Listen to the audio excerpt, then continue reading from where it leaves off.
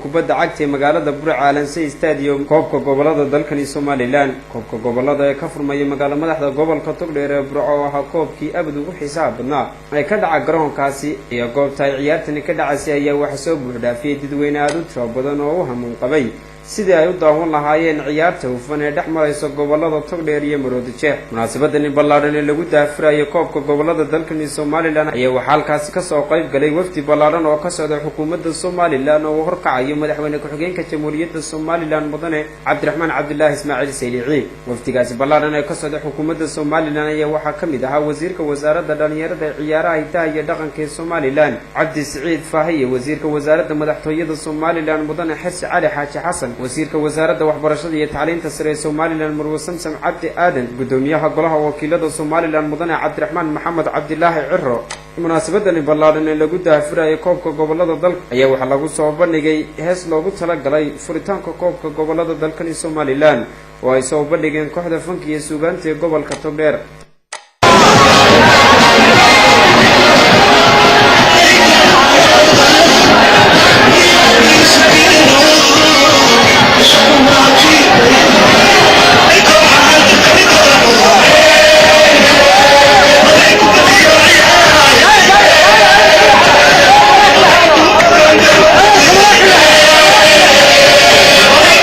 ugu horeyntii intaanay bilaabin ciyaartani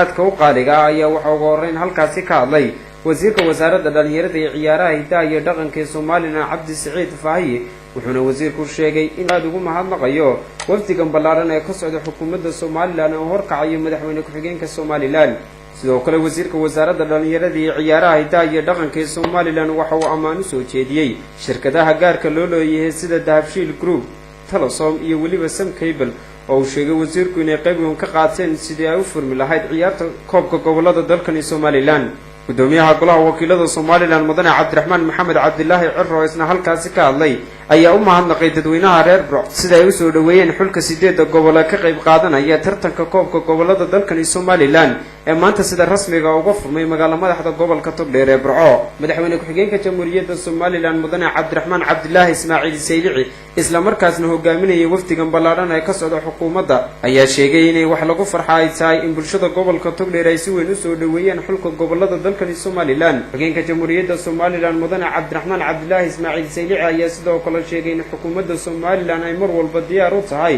sida ay gacan buuxda u siin lahayd dhalinyarada ciyaartooyga gobolada dalkani Somaliland madaxweyne ku-xigeenka Somaliland ayaa sidoo kale sheegay in xukuumadda Somaliland ay qayb weyn ka qaadatay sidii uu koobkan u qabsoomi lahaa wadagtii dawladdu